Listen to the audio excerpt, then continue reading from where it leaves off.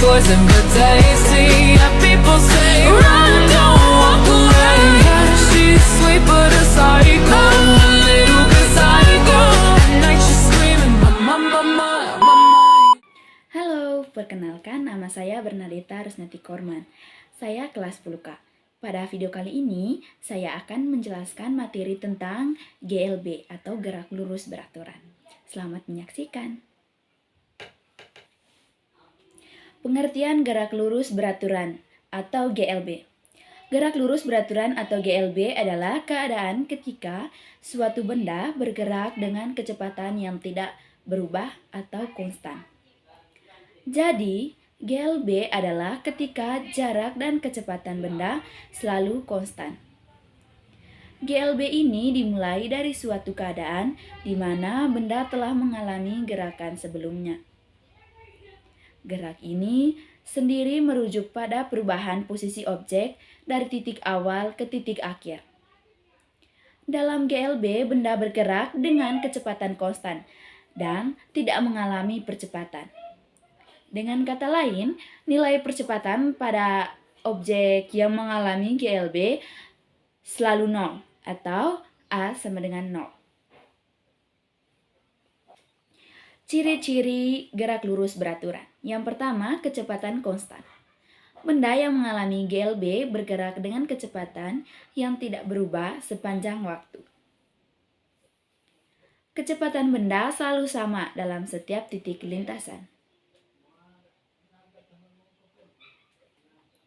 Yang kedua, trayektori lurus. Jalur atau trayektori benda yang mengalami GLB adalah garis lurus.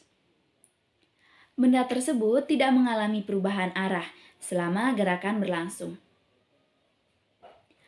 Yang ketiga, percepatan 0. Dalam GLB, percepatan benda selalu 0 atau A sama dengan 0. Artinya, tidak ada perubahan dalam laju gerakan. Benda tetap dengan kecepatan konstan. Yang keempat, waktu yang dibutuhkan sama. Benda yang bergerak dalam GLB akan mencapai setiap titik pada lintasannya dalam waktu yang sama jika diberikan waktu yang sama untuk bergerak. Yang kelima, posisi awal dan posisi akhir dapat dihubungkan. Posisi awal dan posisi akhir benda dalam GLB dapat dihubungkan dengan persamaan matematis yang sederhana, yaitu E sama dengan VT, di mana S adalah perpindahan, V adalah kecepatan, dan T adalah waktu.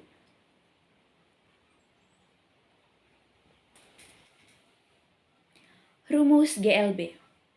Dari sifat atau ciri-cirinya dapat disimpulkan bahwa komponen utama dari gerak lurus beraturan atau GLB adalah kecepatan sama dengan V, perpindahan sama dengan S, dan waktu baik dalam satuan menit maupun detik. Oleh karena itu, jika dirumuskan, hal tersebut dapat diwakili sebagai berikut. Rumus GLB. V sama dengan S per T, di mana V sama dengan kecepatan, M per S, E sama dengan jarak perpindahan, M, T sama dengan waktu tempuh, yaitu S.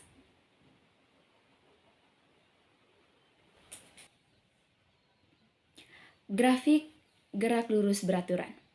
Rumus dan sifat-sifat gerak lurus beraturan atau GLB dapat dipresentasikan melalui sebuah grafik khusus. Grafik ini mencakup 3 komponen. Yang pertama, yaitu kecepatan perpindahan dan waktu perpindahan. Grafik dibagi menjadi 2, yaitu grafik kecepatan waktu dan grafik posisi waktu. Dalam memahami gerak lurus beraturan, sangat penting untuk memperhatikan perbedaan antara kecepatan dan percepatan. Kecepatan pada GLB selalu memiliki nilai tetap, sementara percepatan selalu 0. Kita bisa melihat contoh gambar di samping, itu contoh gambar grafik kecepatan waktu. Grafik posisi waktu menunjukkan peningkatan yang terus-menerus seperti yang dapat terlihat dalam gambar di samping. Selisih antara titik akhir dan titik awal pergerakan benda disebut S atau jarak perpindahan. Sedangkan pada gambar di samping ini kita bisa ketahui karena yang tadi itu contoh grafik kecepatan waktu, sedangkan yang di samping ini contoh gambar grafik posisi waktu. Contoh soal, seorang pelari berlari dengan kecepatan konstan sebesar 6 meter per sekon. Jika ia berlari selama 10 detik, berapa jarak yang ditempuh oleh pelari?